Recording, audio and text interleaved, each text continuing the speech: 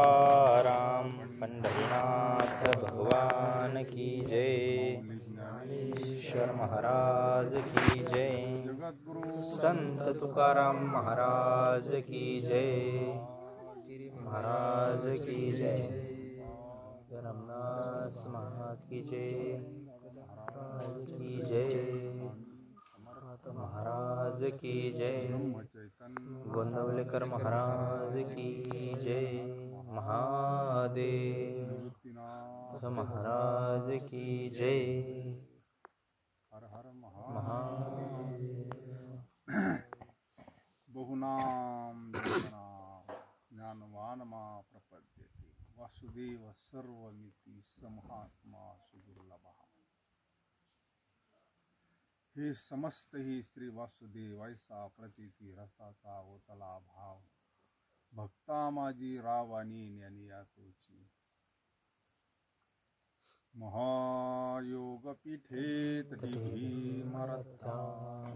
पुंडरीकाय दातु मुनिद्रे समागत्य शान्तमानन्दकन्दं ब्रह्मलिंगं भजे पाण्डुरङ्गं। जयाचा जनी जन्मनामार्थ झाला, जयाने सदा वास नामात केला, जयाचे मुखी सदा नाम कीर्ती। नमस्कार माझा ब्रह्म चैतन्य मूर्ती। ध्यानमूलं गुरुमूर्ती पूजामूलं गुरुपदं मंत्रमूलं गुरुवाक्यमोक्षफलं गुरुकृपा। मस्तक हे पायावरी वारकरी संतांच्या नमामि सद्गुरुं शांतं सच्चिदानन्दविग्रहं पूर्ण ब्रह्मपरानन्दं ईशमानन्दवल्लभम्।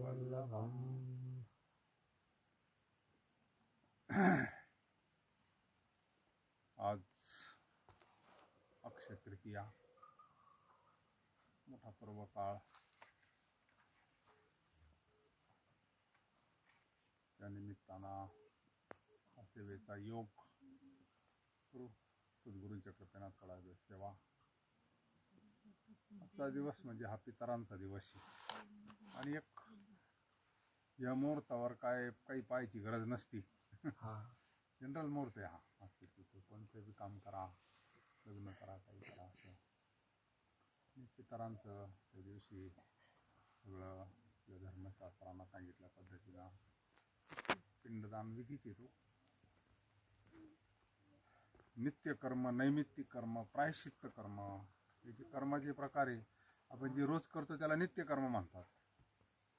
आज जे केलं हे नैमित्तिक कर्म आहे आणि काही प्रायश्चित्त कर्म असतात.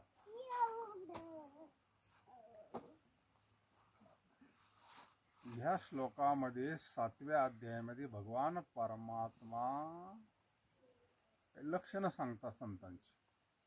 महात्मा कसा असतो, कशावरून महात्मा ओळखायचा, महात्म्याची लक्षणं काय. नुसते यांना तर काही लक्षणं कळणार नाही नुसत्या वरच्या कपड्यावरून.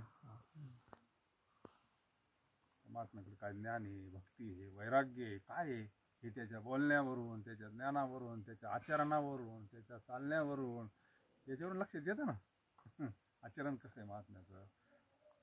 म्हणजे जे का रंजले गांजले त्याशी म्हणे तोच साधू ओळखावा आणि देवती त्याची का म्हणे सांगू की तीन. हेच भगवंताच्या मूर्ती म्हणले. असे संत ही लक्षण आहे, लक्षणात बसलं पाहिजे. काही पतिव्रतेचे लक्षणं कसे, त्या लक्षणावरून पतिव्रता ओळखू येते, तशी संतांची लक्षणं काय. ह्या श्लोकातून भगवान परमात्मा सांगतात का अनंत जन्मातून, आता आपले किती जन्म झाले आपल्याला माहिती नाही, त्याच्या अगोदर आपण कोणत्या जन्मात होतो हे आपल्याला माहिती नाही. बहुना म्हणले, किती वेळा जन्मा यावे किती व्हावे काही माहिती नाही आपल्याला. चाललंय फक्त सारखं उपजेते नाशे नाशिले पुनरुपी दिशे हे घटिका यंत्र जैसे परिभ्रमेगा. घड्याळ सारखंच पळत आहे सारखं पळत आहे, तसं आपलं चालू आहे. जन्म मरण सारखं चक्र चालू. आणि ह्या सगळ्या जन्मांच्या अंती भगवंत आपल्याला हे शरीर देत असतो. बहुत जन्मांती जन्मलाशी नरा देव तू स्वैरा करी आता स्वैरा. आता ही बाकीची सोयरी माहिती आपल्याला, पण देव सोयरा कसा करायचा? अंतकाळीचा सोयरा तुका म्हणे विठू धरा, तो सोयरा झाला पाहिजे आपल्याला. आता ही सोयरे द्यायचे आहेच, हे तर पाहिजेच आपल्याला, लागातच. आता व्यवहार आहे, अध्यात्मात सुद्धा सोयरा पाहिजे ना. तो सोयरा म्हणजे पांडुरंग परमात्मा. आता आपण फार फिरत आलो, दुरून आलो मी गा, दुःख झाले दारू यावया येथवरी होतीची का, दुर्लभ भेटी तुम्हा फार फिरत आलो, फार आणि फार दुःख भोगत आलोय आपण. आपल्याला विसर पडलाय मागचा सगळा. किती शरीर फिरलो असं आपल्याला सांगता येईल का? याच्या अगोदर कोणता जन्म होता आपल्याला कळत नाही ना. बहिणीला कसं काय कळत होतं? त्यात 12 जन्म सगळे सांगत होत्या. बहिणाबाई, शिवडच्या बहिणाबाई 12 जन्माशा बसल्या ना. मागच्या जन्मात नावागावासहित अमुक अमुक ठिकाणी माझा जन्म झालेला, जाऊन विचारा म्हणले की. त्याच्या अगोदरचा जन्म कुठं झाला त्यांना आठवत ना, आपल्याला का आठवत नाही? काहीतरी कारण असेल ना. रागात झालेला आहे. एखादा माणूस जर डोक्यावर पडला ना, आपण म्हणतो कोमत गेला, तर ते काही ओळखीत नाही म्हणले. त्याची मंडळी समोरीची, तरी ते म्हणतो तू कोणी? म्हणजे काय झालं त्याला? आघात झाला ना. आघात झाला, त्याला मागचं विस्मरण होतं ना. काहीच कळत नाही त्याला, काही आठवत नाही, काहीच आठवत नाही. ते म्हणले बाबाला आता काहीच समजत नाही.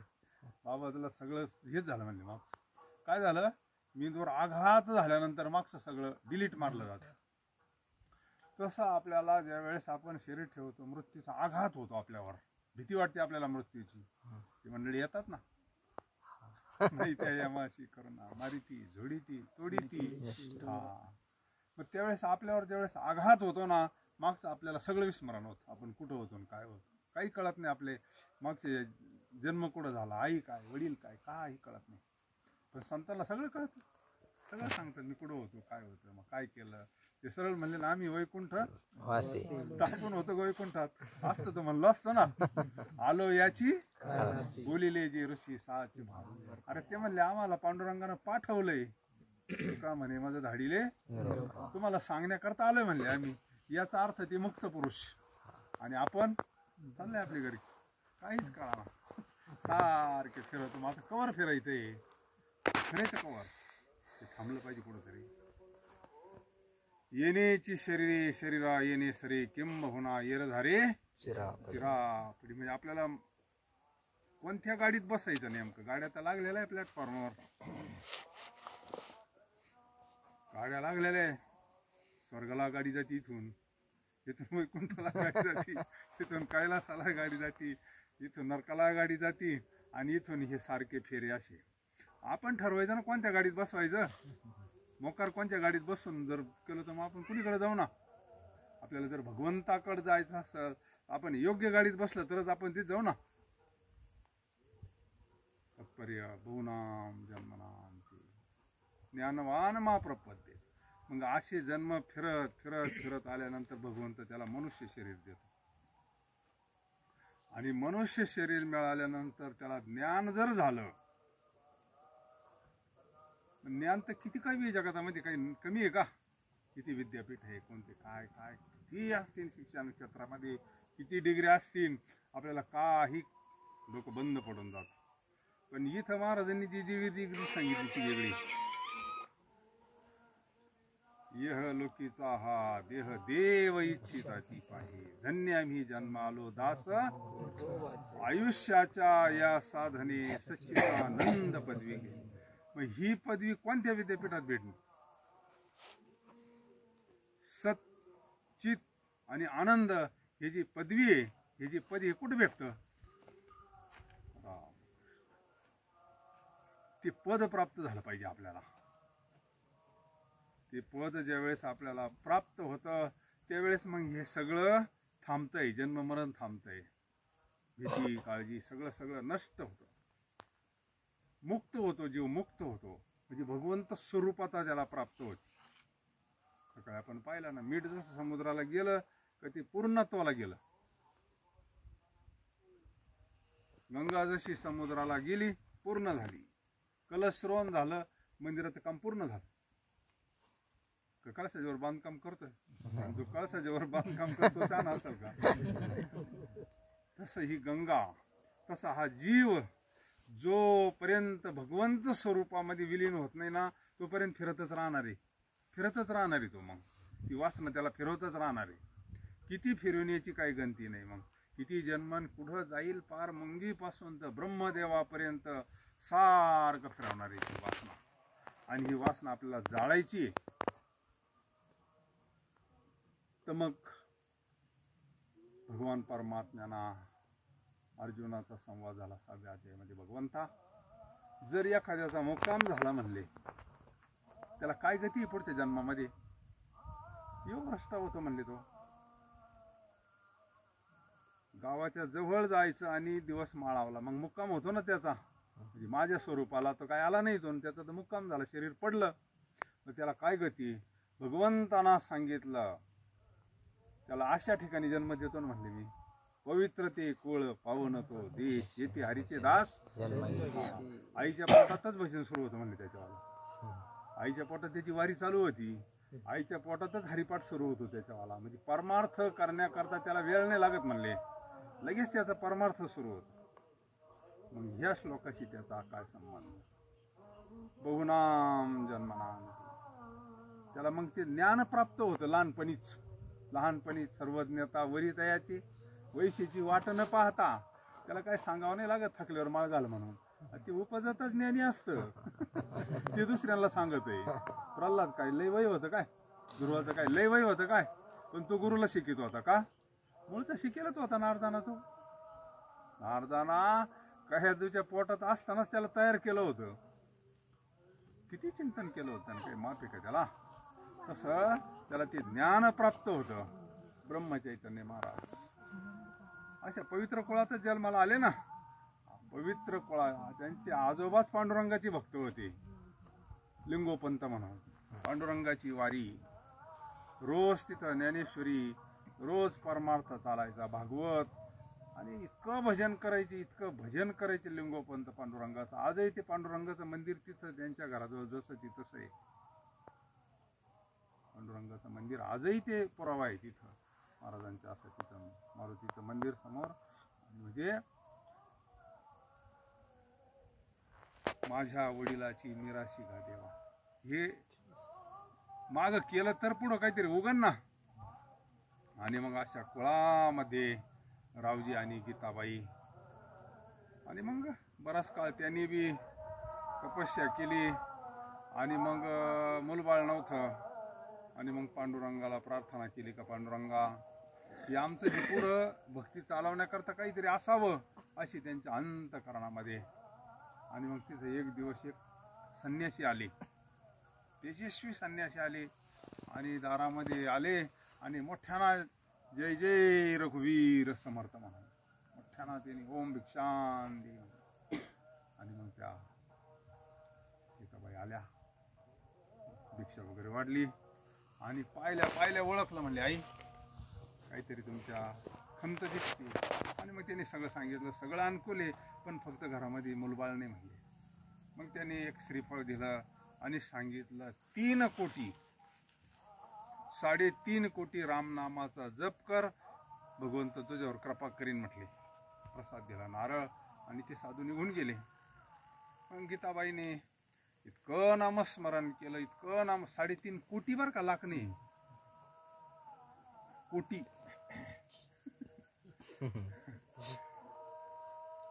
13 कोटी जप करायला 13 वर्षे लागतात, सारखं बसलं तर.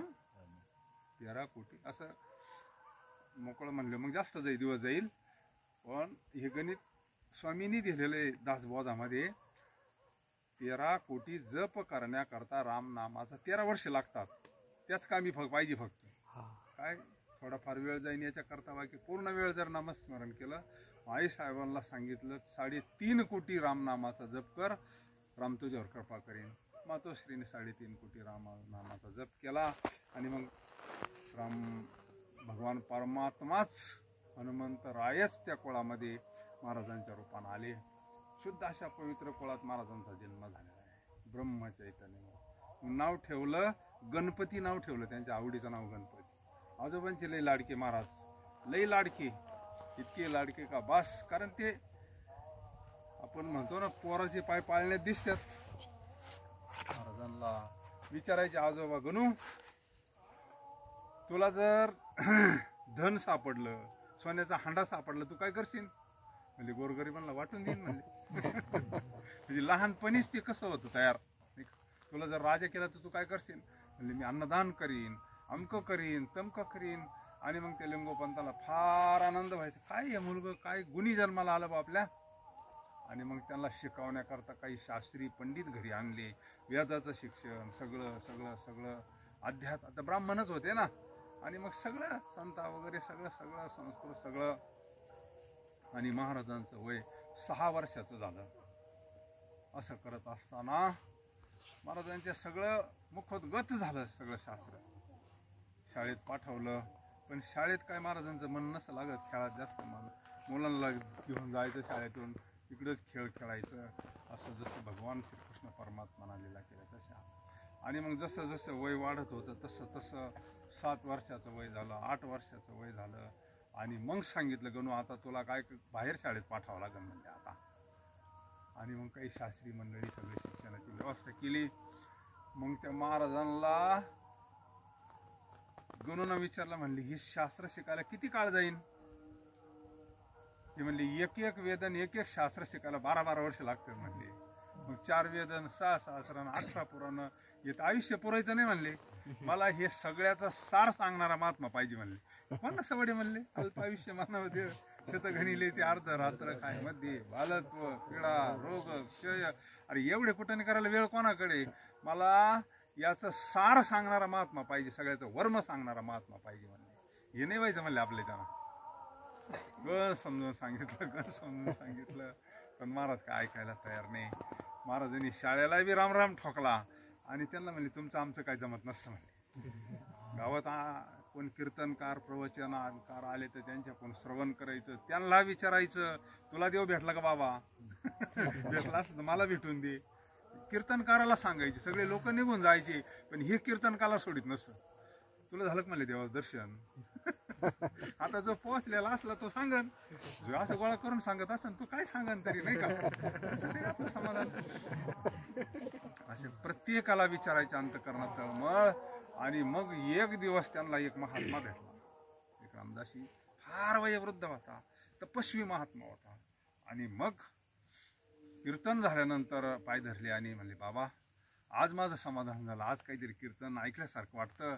तुम्हाला देवाचं दर्शन झालं का हो? ते म्हणले बाळा मी सुद्धा भगवंताच्या दर्शनाकरता तळमळतो म्हणले. मला सुद्धा अजून पांडुरंगाचं दर्शन झालं नाही म्हणले. पण तुला खरं सांगतो म्हणले, संताशिवाय भगवंताचं दर्शन नाही होत म्हणले बाळा. शास्त्र सांगतं, वेद सांगतंय, संताविना वेद सांगतो म्हणले. संताशिवाय नाही रे बाबा ही तळमळ शांत होत म्हणले, जोपर्यंत जीवनात महात्मा येत नाही ना. मग ते म्हणले मग संत कुठं भेटन? त्यांना भरपूर प्रश्न विचारले. ते म्हणले सांगता येत नाही म्हणले, संत वरून कळत नाही. संत नवती जगा मानस नाही ना. काय कळायला जागा आहे? काय कळायला जागा आहे? आपल्यासारखंच त्या काळात तुकोबाराय असतील, काही वेगळं काही जीवन असेल का? त्या काळात ज्यावेळेस तुकोबाराय किती लोकांना कळाले. उलट वेडा म्हणून लोकांनी काढून दिलं ना. आणि आज त्या गाथ्यावर आपलं सगळं चाललंय. काय काय चाललंय आपलं त्या गाथ्यावर. लोक दर्शनाला आले तरी लोक दक्षिणा ठेवतात. आणि काय तुकोबारायांनी भोगलंय, काय तपस्वी जीवन जगलंय नाही का. अन्न अन्न करता श्री म्हणली, काय काय नाही. बरे झाले देवा निघाले दिवाळी म्हणले, बरंच झालं म्हणले. का? जीवनातलं दुःख संपून गेलं, मृत्यूवर विजय मिळवला त्यांनी, जीवन मुक्त अवस्था प्राप्त झाली. आणि मग महाराजांनी ठरवलं आता जर संताशिवाय देवच भेटत नसेल तर मग इथे वेळ घालवण्यात काय अर्थ आहे. त्यावेळेस महाराजांचं 11 वर्षाचं वय. 11 वर्षाचं वय म्हणजे काय? 11 वर्षाच्या वयात महाराज घराच्या बाहेर पडले, काही मित्रमंडळींना घेतलं आणि रात्री न सांगता निघाले. कशा? सद्गुरूच्या शोधामध्ये. ब्रह्मचैतन्य गोंदवले करणार. सातारा जिल्ह्यामध्ये दैवडी नावाचं गाव, तिथं जवळ एक छोटंसं गोंदवल्याचं खेळ आहे. असं कोणाला सांगितलं नाही, मित्रमंडळीला घेतले आणि आले. भरपूर फिरले आणि कोल्हापूरला आले. नाई साहेबाच्या मंदिरामध्ये तिथं थांबले जरा. आणि मग तिथे एक सावकार आला, श्रीमंत सावकार होता, लई श्रीमंत. तो ऐश्वर्यामध्ये आई साहेबांच्या दर्शनाला यायचं. त्याचं ते टांगण, ते बग्गी, ते घोडे, ते ऐश्वर्य. आणि त्यांनी महाराजाला पाहिलं. पाहिल्यात महाराज त्यांची हेच बदलून गेलं. महाराज इतकं तेजस्वी असं ते तेज राजबिंड. म्हणले बाळा तू कुठला, काय असं तसं. चाल म्हणले आमच्या घरी. त्यांना नव्हतं मुलबाळ. घरी नेलं. मग काय ते ऐश्वर्यामध्ये जीवन सुरू झालं. पण हे मित्रमंडळी थकले, हे गेले घरी निघून. घरी जाऊन सांगितलं. मग पोरं कुठं गेले होते, कुठं आले. मग विचारलं आमचा गणू कुठे म्हणले. अहो तो कोल्हापूरला म्हणले, त्याची लय मजा, तो राजाच झाला म्हणले. असं त्याला काही कमी नाही म्हणले, राजघराण्यात गेला म्हणले. मग वडील आले, रावजी त्या सावकाराला भेटले. म्हणले आम्हाला एकुलतं आहे की बाबा नवसाचा. ते म्हणायचे नाही आम्हाला राहू दे, हा मुलगा आम्हाला वंशाला देवा नाही. आणि ते तेजन ते त्याचं प्रेम पाहिलं. आम्हाला एकुलतं आहे की आम्ही तर नवस करून झालाय म्हणले आम्हाला. आणि मग नाईला जास्त निघाले. महाराजांच्या लक्षात आला तर मित्रांना बरोबर घेऊन काय मजा नाही म्हणजे जाण्यात. आता सद्गुरूच्या शोधात जायचं, पण एकट्यानं जायचं म्हणजे. पण आईला सांगितलं महाराजांनी बरं का त्यावेळेस. ताईला सांगितलं आई आता काही तू माझी काळजी करू नको म्हणले. आता मी ह्या प्रपंचामध्ये मला प्रपंचच करायचा नाही. पण तरी सुद्धा महाराजांचं बळच लग्न केलं त्यांनी. त्या महाराजांच्या पत्नीचं नाव सरस्वतीबाई. त्यावेळेस लहानपणी लग्न करायचे ना. महाराजांचं लग्न वगैरे झालं सगळं, पण मुलगी लहान असल्यामुळे ती तिकडेच थांबायची. महाराजांनी मग निघाले. महाराज एक दिवस रात्री एकटेच निघाले आणि पुन्हा सद्गुरूच्या शोधात निघाले. त्यावेळेस पहिल्यांदा आले तर तुमच्या इथंच आले होते महाराज, देव मामलेदारांकडे, सटाण्याला देव मामलेदार.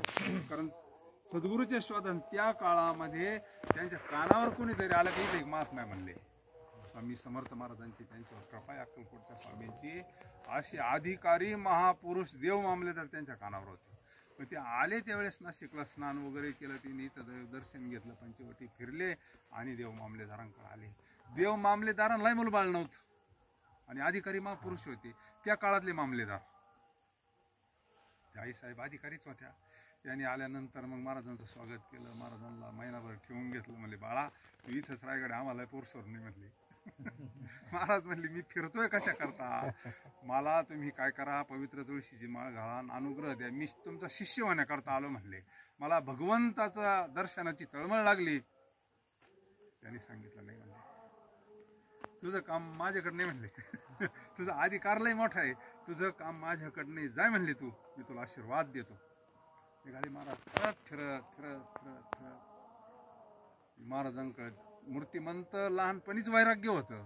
विरक्ती वाचवणी ज्ञानाशी महाराजांच्या मागं एक भिकारी लागला, काहीतरी दे म्हणे.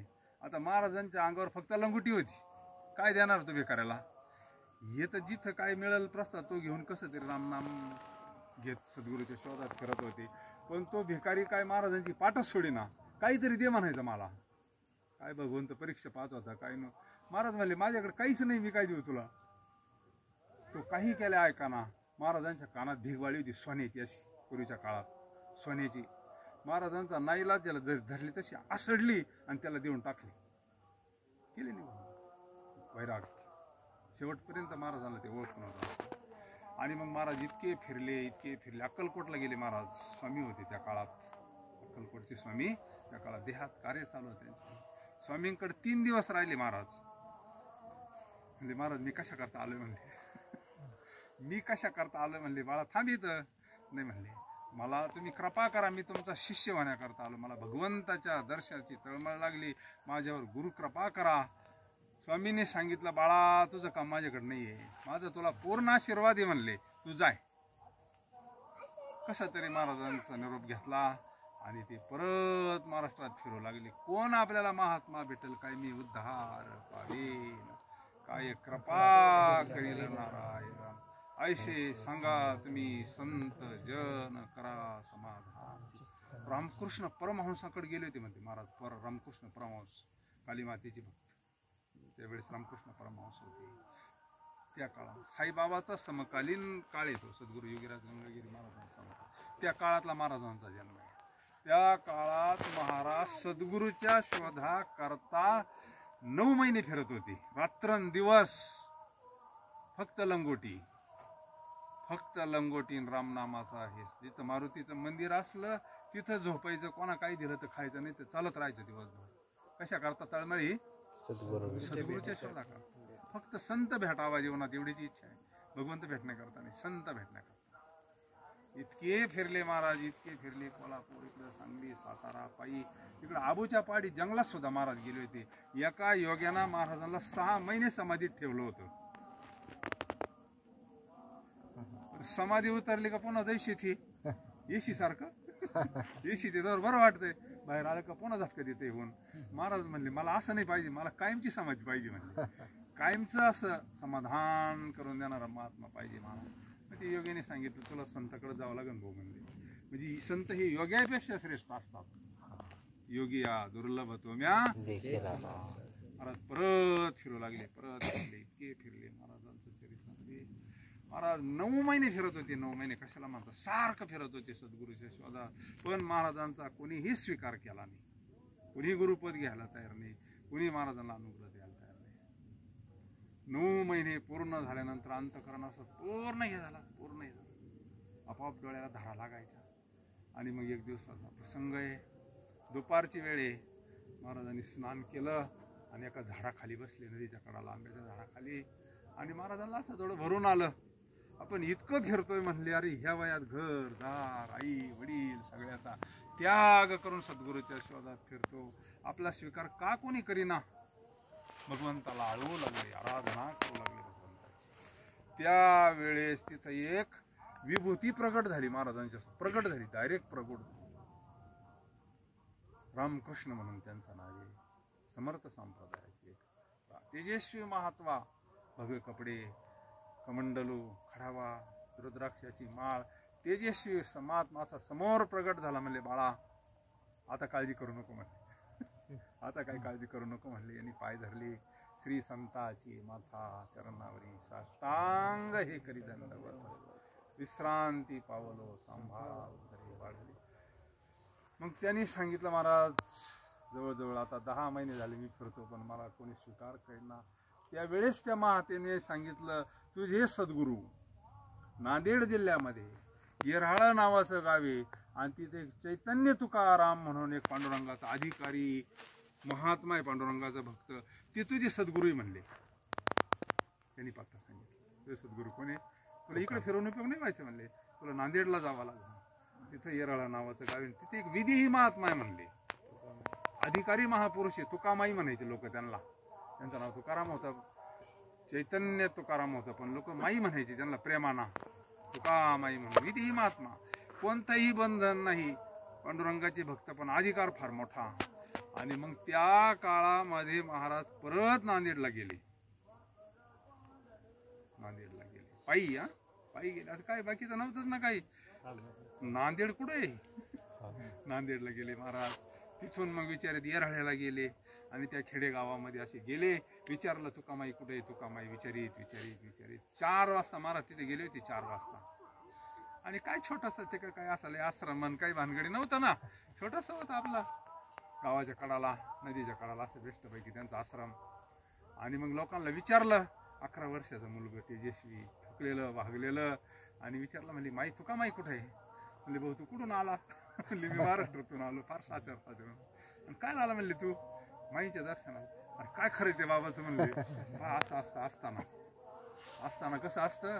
अरे ते लहरी तो बाबा म्हणले, त्याचं काय गेला तर 4-4 दिवस येत नाही म्हणले, त्याचं काय तू वाट पाहत बसला म्हणले. शेजारी पाजारी सांगायची, ठीक आहे म्हणले मी बसतो इथं. आणि मग 5 वाजले आणि 6 वाजता माईंची स्वारी आली तिकडून. माईंच्या मागं 2-4 कुत्रे पोरं पाटलाच्या मळ्यात गेले होते. मग पाटलांना भली ऊसाची मुळी दिली होती, जा म्हणले घेऊन माई प्रसाद. मग ऊसाची मुळी वाटीत वाटीत आता परत येते नाही. धन्य जगी तोची एक रंगीनाची राम कृष्ण वासुदेव. जाणीव शहाणी ओझे सांडून या दोरी आपण वस्ती कर वर्त तसे संसारी. हे आपल्या अनुभवात यायला पाहिजे हो. म्हणायला इतकं जर प्रेम वाटतं आपल्याला, म्हणताना इतका दिव्य आनंद होतोय वासुदेव, हे ही साधूची अवस्था आहे, एकनाथ महाराजांची अवस्था आहे ती. आणि ती अवस्था आपल्याला प्राप्त होण्याकरता हे सगळे बरं, हे भजन पूजन सगळं काय जे असेल ना आता हे श्रवण का ती स्थिती आपल्याला प्राप्त व्हावी, आपल्याला प्राप्त व्हावी. ज्ञानाचा उद्बोध भक्ती प्रेमाचा अंतकरणामध्ये ज्ञान मिळालंय आपल्याला. आता त्याचं प्रेम निर्माण झालं पाहिजे, अंतकरण शुद्ध झालं. धन्य जगी तोची एका जनाधनी नित्य हरीचे कीर्तन आसनी शयनी नित्य हरीचे चिंतन. धन्य जगी तोची हरी रंगी. हे आपल्या अनुभवाला येईल, निश्चित येतं बरं. अंतकरणात प्रेम उत्पन्न झालं पाहिजे भगवंताचं.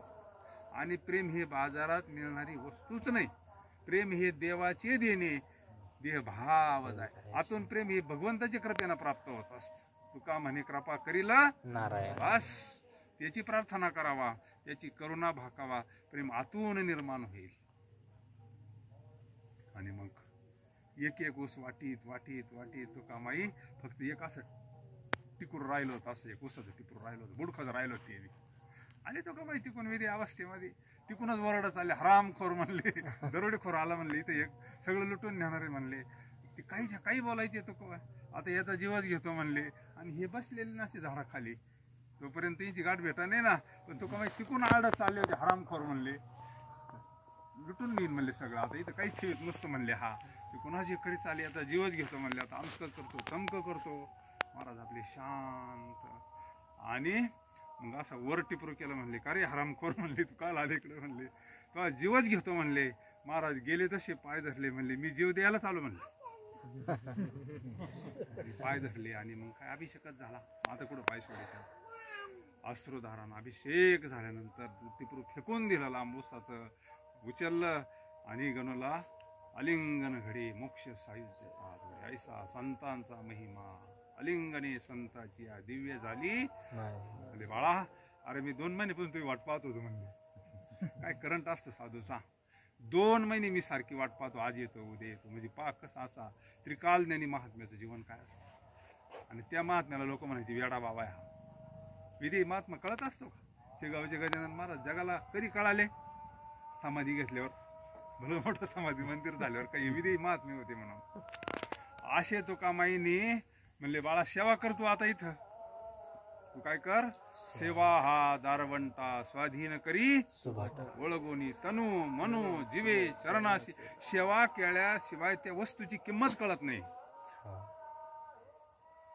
आपल्याला एखादी वस्तू जर फुकाट मिळाली ना, आपल्याला तिची किंमत कळत नाही. पण ती जर विकत मिळाली ना, माणूस जरा जपून वापरितो.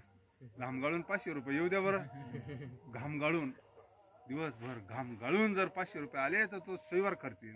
आणि बापाचा जर माल असला तर मग काय विचारायचं. सेवा केली महाराजांनी, फार सेवा केली. इतकी सेवा केली का पतिव्रते सारखी सेवा केली तुकामाईची. फार सेवा केल्यानंतर काय काय परीक्षा पाहिजे तुकामाई, काय काय परीक्षा पाहिजे. महाराज म्हणले परत 1 वर्ष सेवा केली सद्गुरूंची, घरी नाही गेले परत. इतकी सेवा केली का सेवेनाच माझं देहाचं तादात्म्य सुटलं म्हणले. मला घरदार सगळं सगळं असं विस्मरण पडल्यासारखं, आई वडील काहीच आठवत नव्हतं. फक्त ध्यान मूलम गुरुमूर्ती, पूजा मूलम मंत्र मूलम गुरुवाक्य. गुरु साक्षात परब्रह्म म्हणून मी सद्गुरूंची सेवा केली. अंतकरण पवित्र झालं. काय काय परीक्षा पाहिल्या तुकामाईंना, काय कधी कधी मारायचे तुकामाई. का तुला धर्माचं कार्य करायचंय म्हणले पुढं. कुंभार असा वरून किती हाणतो, पण आतून थापट नसताना. तसं प्रेम होतं, अंतकरणात प्रेम होतं, पण बनवायचं त्याला. पुढं धर्माचं कार्य करायचं ना, धर्माचं कार्य करायचं. असं भरपूर सेवा केली, भरपूर सेवा केली, भरपूर सेवा केली. आणि एक दिवस साधूचं अंतकरण कळवायला म्हणजे, गणू रामनवमीचा दिवस पूर्व काळ, चाल म्हणले आता तुला प्रसाद देतो म्हणले. 9 महिने 10 महिने सेवा केल्यानंतर पण तरी शेवटी एक परीक्षा पाहिलीच. जशी इकडे गोरक्षनाथाची पाहिली होती, परीक्षाच पाहिली ना. वड्या करता एक डोळा काढून म्हणले, गणू चाल. गेले नदीवर 2 शिष्य असे, तिथं बाया धुतात, त्यांचे लहान पोरं खेळतात.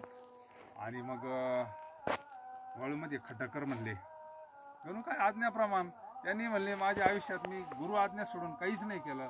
असा वाळूचा खड्डा केला आणि त्या वाळूमध्ये हे पोरं टाक म्हणले.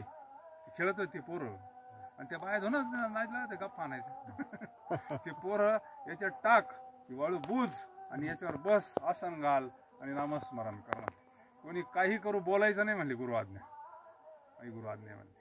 कोणी मारू हाणू बोलायचं नाही म्हणले.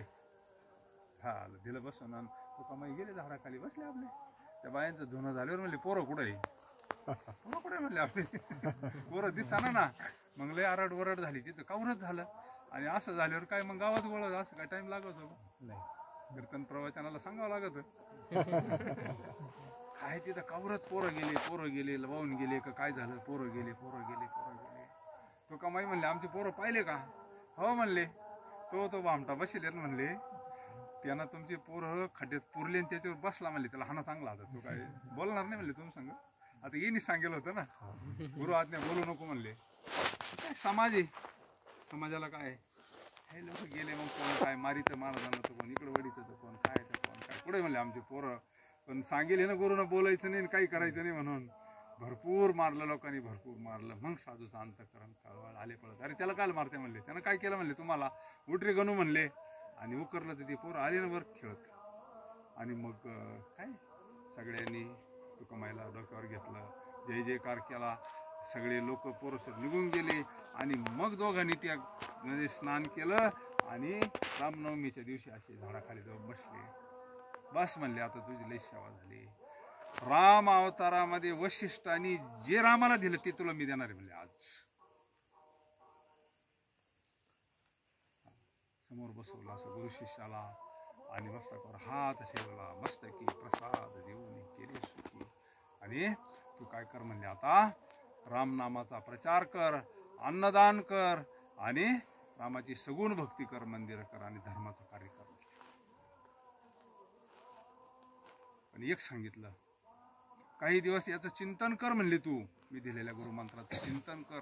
हे मुरलं पाहिजे त्यावेळेस तुला आत्मज्ञान प्राप्त होईल म्हणले.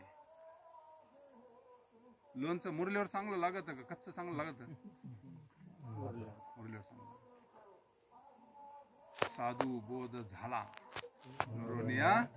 आणि ठाईचं मुराला मुरलं पाहिजे. ते नाम इतकं मुरलं पाहिजे का सहज चाललं पाहिजे नाम. सहज सहज नसा नसा जर भिनलं ना तुकोबांच्या हाडात नाम मिळलं हाडात. आणि मग धर्माचं कार्य कर म्हणले. आता काही दिवस कुठेतरी निवांत एकांतामध्ये साधना कर म्हणले. काळ सारावा चिंतनी कांत बशी गंगा स्नान, देवाच्या पूजने प्रदक्षिणा तुळशीच्या. आणि मग महाराज गेले एका ठिकाणी निवांत. त्यांना असा भारी पवित्र असं स्थान मिळालं. भगवान शंकराचं मंदिर. निवांत नामस्मरण करायचे. पण तिथं महाराजांची जेवणाची व्यवस्था नव्हती. त्या जंगलामध्ये महाराजांचं काही जेवणाची व्यवस्था नव्हती, बर्फ वगैरे असल्यामुळं. आणि मग एक दिवस झाला, 2 दिवस झाले, 3 दिवस झाले. महाराजांना भूक लागली की महाराज पोटभर पाणी प्यायचे आणि नामस्मरण करायचे. आता पाण्यावर तरी कवर राहीन, शेवटी हे अन्नमय प्राणी आहे ना. दुसरा दिवस उगवला, पोटभर पाणी प्यायचे, नुसतंच पाणी प्यायचे महाराज, पण लय भूक लागायची. तिसरा दिवस उगवला, महाराजांना फार भूक लागली. आणि मग 3 दिवस गेले, 3 रात्री गेल्या. आणि चौथ्या दिवशी महाराजांना काही दम निघाना, लईच भूक लागली, भयान भूक लागली. त्यावेळेस तिथे एक प्रसंग घडला. तिथे एक पांढरी अशी शुभ्र गाय आली. अशी तेजस्वी गाय महाराजांच्या समोर येऊन उभी राहिली. आणि आपोआपच त्या आचळामधून दूध खाली गाळायला लागलं. आता महाराज तर काही तयारीत जायला नव्हते, काही भांडी कुंडी घेऊन काही पॅकिंग बिकिंग करून. मग महाराजांनी काय पोटभर दूध पेले, पोटभर दूध पेले, आचळाला तोंड लावलं, पोटभर तृप्त झाले. ती गाय निघून गेली. म्हणले आता काय अडचण नाही. मग महाराज बसायचे, नामस्मरण करायचे, शिळेवर बसून भरपूर चिंतन करायचे. कामच नाही ना दुसरं काही. स्नान करायचं, शिळेवर बसायचं, नामस्मरण करायचं, थोडंफार झोपायचं. दुसऱ्या दिवशी 12 वाजता ती गाय परत यायची. त्याच टायमिंगला घड्याळच्या काट्यावर, त्याच टायमाला आली का महाराज भरपूर दूध प्यायचे. त्यांच्या चरित्रात सांगितलं 3 महिने घड्याळाच्या काठ्याप्रमाणे ती गाय 12 वाजता तिथे यायची आणि महाराजांना दूध देऊन निघून जायची. तरी महाराजांनी तिथं साधना केली. नंतर महाराज तिथून तीर्थयात्रा केली. बराच काळ तीर्थयात्रा करत करत करत महाराज इंदूरला गेले. इंदूरला गेल्यानंतर तिथे एक मोठे श्रीमंत सावकार होते, राजेशाही याच्यामध्ये राहत होते. त्यांनी महाराजांना, त्यावेळेस महाराजांना सहज समाधी लागायची, चालता चालता कधी समाधी लागायची, पडायचे महाराज कुठे बी. त्या काळामध्ये तेज होता भयंकर, सगळं संन्यासी वेश होता तोपर्यंत, जटा वगैरे ते वेगळाच याचं होतं. आणि तो जो सावकार होता तो होता मारुतीचा भक्त. तो आला होता मंदिरामध्ये मारुतीच्या दर्शनाला, आणि महाराज तिथून चालले असताना महाराजांना समाधी लागून महाराज अशी रोडच्या कडाला पडले, आणि शेजारी असं तलाव असल्यामुळे तिथं थोडं चिखल होतं आणि महाराज तिथंच पडलेले होते. एका गवळ्यानं पाहिलं, तेजस्वी महात्मा दिसतो, महाराजांना स्नान वगैरे घालून त्यांना मारुतीच्या मंदिरात आणून ठेवलं होतं. तेवढ्यात तो सावकार आला आणि कर्मधर्मयोगानं त्यांची भेट झाली. म्हणजे तेजस्वी महात्मा दिसते, तू जरा साधू सेवा होती, चला म्हणले आमच्या घरी. महाराज घरी घेऊन आले, पण त्यांची पत्नी लई होती थोडी. काय म्हणले तुम्ही बंधूक वल्हाय घेऊन येते आणि कायचे साधून कायचे कलियुगात सगळे पोटासाठी संत झाले, कोणाच्या नादी लागा ते म्हणले. कायचे काय म्हणले, बरीच बोलली. अरे म्हणले तसं काय नसतं, बागबीग होता श्रीमंत. महाराज म्हणले बागेत तुम्ही थांबा, मी जरा थोडं सरकारी कामा करता चाललोय. आणि पत्नीला सांगितलं तू महाराजांकडे लक्ष दे, सेवा कर म्हणले. आणि मग ते निघून गेले मालक. तिनं सांगितलं काय बंधू लोक आणतात म्हणले, कुठून काय घेणं देण्याचे आम्हाला उपाध्यात म्हणले, सेवेचं हे नाही ना. आणि मग तिनं काय केलं, आता आपण पाहू म्हणले खरा साधू आहे का काय, थोडं परीक्षा पाहून द्यायच्यावाली म्हणले.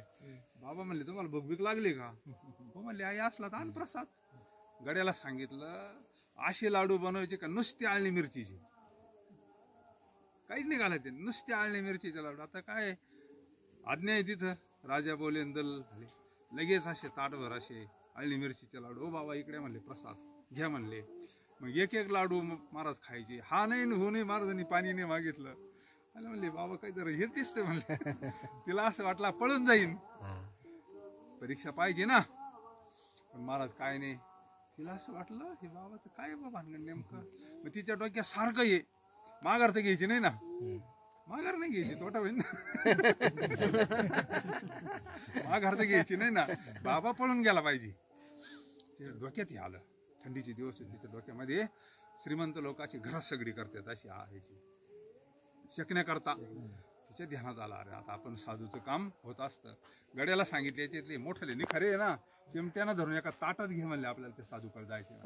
एक ताट घेतलं, चिमट्यानं एक एक असं हे करायचं आणि त्या ताटात ठेवायचा.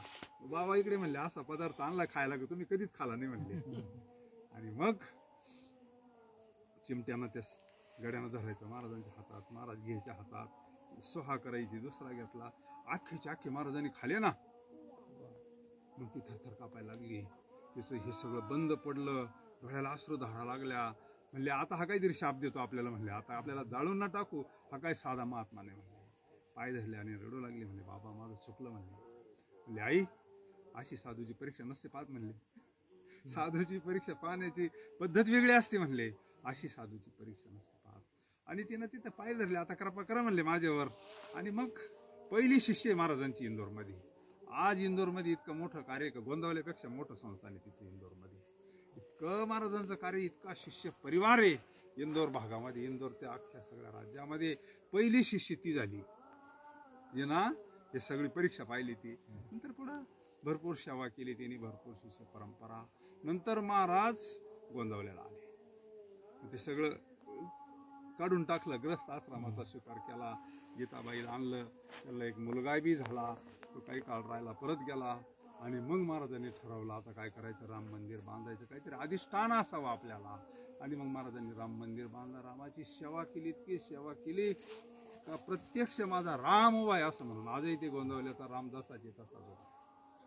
असं सगुण भक्तीचं सर्वसामान्याला. त्या काळात काही मंडळी बाहेरचे आले, ते म्हणले ह्या महात्म्याने अयोध्याच बनवली हो म्हणले, जिकडं त्याच्या हातात मध्ये बाय अशा निसताना, दळताना, कांडताना रामनामाचं स्मरण करायचं, वाढताना रामनामाचा, जे जिकडं तिकडं रामनामाचा सुकाळ करून टाकला. म्हणजे अयोध्या तर नाही रामाची, अयोध्याच केली होती महाराज. असे वैराग्य बहुनाम ज्ञानवान मा प्रपद्ये, त्यांना ते ज्ञान प्राप्त झालं. आणि सर्वसामान्यामध्ये त्यांनी देव पाहिला. त्या काळात जो दुष्काळ पडला होता ना, त्या काळामध्ये महाराजांनी इतक्या सर्वसामान्य लोकांना काम धंदा दिला. प्रत्येकाला एक भाकर आणि आमटी कामात यायची, काहीतरी शेतामध्ये करायची. आणि थकलेल्या लोकांना 10,000 जप करायचा रामनामाचा, मग एक आमटीने एक भाकर, फुकट नाही म्हणले. मंदिरात बसून रोजचा एवढा जप करायचा. आणि मग त्यांना असे म्हणजे कशामध्ये देव पाहिला? वासुदेव सर्वमिती स महात्मा सुदुर्लभा. योगीराज गंगागिरी महाराजांनी त्या काळात लोक सप्ते काढले, म्हणजे याच्याकरता काढले होते. त्या लोक मरत होते खाण्या वाचून. मग त्यांना जीव घालायचं, पण नामस्मरण करून घ्यायचं, त्यांच्याकडून भजन करून घ्यायचं. मूळ उद्देश हे अन्न पाण्या वाचून तडफडून मरतात. यांना काहीतरी द्यायचं. देणे को अन्नदान, लेणे को हरिनाम, तरणे को लेनता. तसं ह्या ब्रह्मचैतन्य गोंदवलेकर महाराजांनी किती लोक त्या काळात वाचवले. त्यांच्यामध्ये राम पाहिला. वासुदेव सर्वमिती समहात्मा सुदुर्लभा. मग ज्ञानेश्वर महाराज या 7व्या अध्यायामध्ये भगवान परमात्मा अर्जुनाला सांगतात, अर्जुना महात्मा असा असतो कसा? बहुनाम जन्मनाम ज्ञानवान मा प्रपद्ये. बरेच जन्म फिरून फिरून त्याला मनुष्य शरीर भेटतं, त्याला मुमुक्षुत्व प्राप्त होतं, त्याला संतांची भेट होती, संतांकडून त्याला ज्ञान प्राप्त होतं. ते ज्ञानाचा परिपाक त्याला शांती प्राप्त होती, त्याला आत्मज्ञान प्राप्त होतं. आणि मग त्याला सर्वाघटी राम. सगळ्यामध्ये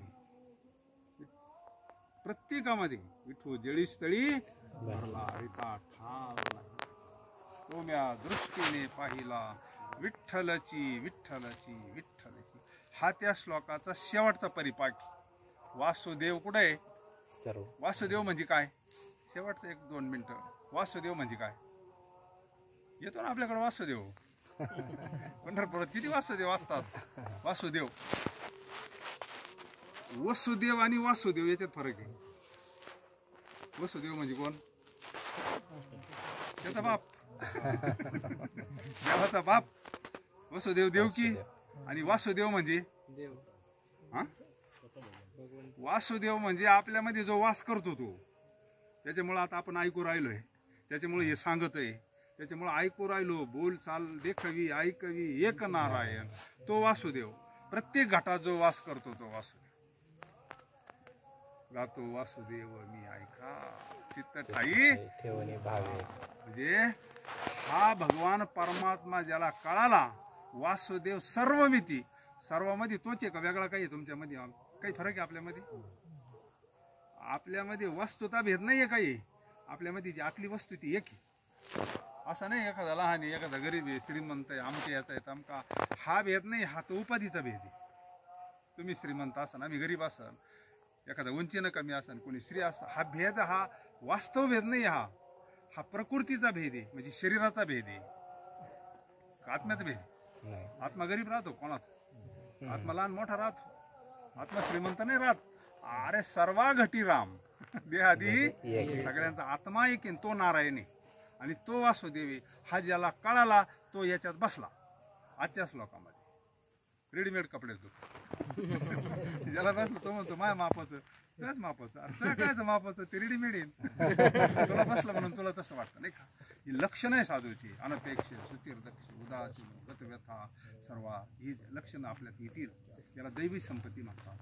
हळूहळू जसं जसं आपलं चिंतन होईल, जसं जसं नामस्मरण होईल, तसं आपल्यामध्ये वैराग्य प्राप्त होईल, आपल्यामध्ये समाधान प्राप्त होईल, आपल्याला आनंद प्राप्त होईल, आपल्याला ज्ञान प्राप्त होईल. आणि पुंडलिकानं कोणा देव पाहिला? आई वडिलांचाच पाहिला ना देव. पुंडलिकासाठी अजून म्हणजे हा त्या परिपाक ज्यानं परमार्थाचा. नाथाने कशात पाहिला देव? म्हणले चाललं होतं तिथून दुपारची भरण कुठं कावड घेऊन चालली होती म्हणले. हा महादेवाला घालायला. आणि ती गाढव आपल्याला दिसतं हो. त्यांनी गाढवला नाही, रामेश्वरलाच पाणी पाहिजे. कोणाला पाणी पाहिलं? रामेश्वरात दिसला त्यांच्यामध्ये. आता आपल्याला गाढवला दिसन, आपल्याला काय दिसणार आहे? नजर आहे ना. रामेश्वरलाच पाणी पाजलं ते, त्याला रामेश्वरच भेटला. तिथं उठलं ना ते. वासुदेव सर्वमिती स महात्मा सुदुर्लभा. आणि मग असं सुद्धा आपल्याला सुद्धा ज्ञान प्राप्त होईल, निश्चित प्राप्त होईल. का? प्रत्येकामध्ये सगळा पांडुरंगच भरलाय आता हे सगळं हा पांडुरंगच बसलेला काय वेगळा आहे. कांदा मुळा भाजी अवघी विठा मोठ नाडा विहीर दोरी अवघी व्यापिली पंढरी. असे जे महात्मे असतात ते कधीच कुठं जात नाही. आपल्याला असं वाटतं बा आता समाधी घेतली संपला खेळ. अरे समाधी नाटक असतं काहीतरी. या प्रकृतीचा नियम मोडता येत नाही ना. ते काय कवर राहू शकतं. काळ काय करतो तू काळाच्या माथ्यावर पाय दिला ना. मरण माझी मरून गेले मज केले अमर. पाय दिला मग विमानात चढले ना. दया आदरी तुझी पांडुरंगी विमान अस्त केले प्रयाण प्रसंगी तनु मानवी दिव्य रूपेची केली न त्यागिता दिव्य लोकाशी नेली. संतांचा अधिकार फार मोठा असतो. जगा काळ खाया मी महात्मा जर गेला असता तर निळोपराय करता परत काय आला असता. आले का नाही परत निळोपरायला अनुग्रह द्यायला. भागीरथी करता आले का नाही.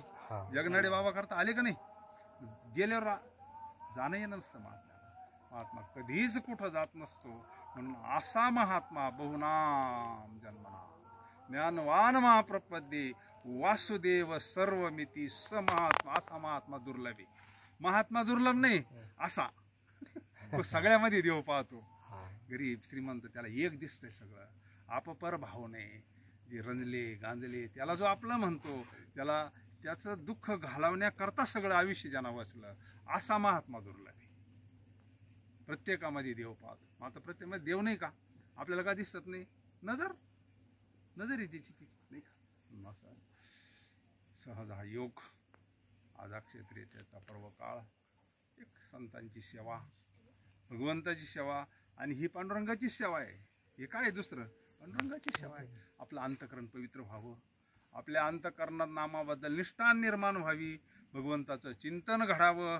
आपल्यालाही संत सेवा घडावी. भगवंताचं भजन घडावं. नामस्मरण घडावं. अन्नदान घडावं. कलियुगामध्ये संतांची सेवा भगवंताची सेवा नाही का. सहज योगायोगाना आज पर्व काळे फार मोठा. आपलं प्रमाण सकाळीच होऊन गेलं. तुका म्हणे कोटी कुळी ते पावन भावे गाता गीत हो बाचारे. पांडुरंगाचं भजन काय आनंद असतो त्या भजनामध्ये. नामस्मरणामध्ये गुण गाई नावडी हीच न लगे मुक्ती धन संपदा संधेची दान देगा देवा तुझा बस. काय लागत आपल्याला दुसरं. भगवान पांडुरंगाकडे एवढं एकच मागावं. मागणे ते का तुझं प्रती आहे दिशील तरी पाहे बस. हे बाकीचं काय हे प्रारब्धानुसार भेटणारच. अन्न मान धन येतो प्रारब्धानुसार. आपण जरी म्हणलो नोकरी लागलो असतं अरे ते प्रारब्धात नव्हतं बाकीचं काय. म्हणून झालेली सेवा माऊलींच्या चरणी समर्थांच्या चरणी समर्पित करू. झालेली सेवा इथं आता पारायण चालू आहे. नवनाथ ग्रंथाचं पारायण आहे. गुरुचरित्राचं पारायण चालू आहे. तुमचा हरिपाठ चालू आहे. तुमचं भजन चालू आहे. तुमचं नामस्मरण चालू आहे. अशीच पांडुरंगाची तुमच्यावर कृपा असावी. झालेली सेवा माऊलींच्या चरणी समर्पित. पुंडलिका विठ्ठल श्री ज्ञानदेव तुकाराम पंढरीनाथ भगवान की जय.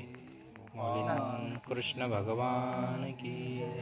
महादेव निवृत्तीनाथ महाराज की जय. समर्थ महाराज की जय. सद्गुरु गंगा गिरिजी महाराज की जय. सद्गुरु नारायण गिरिजी महाराज की जय. राष्ट्रसंत जनार्दन स्वामी महाराज की जय.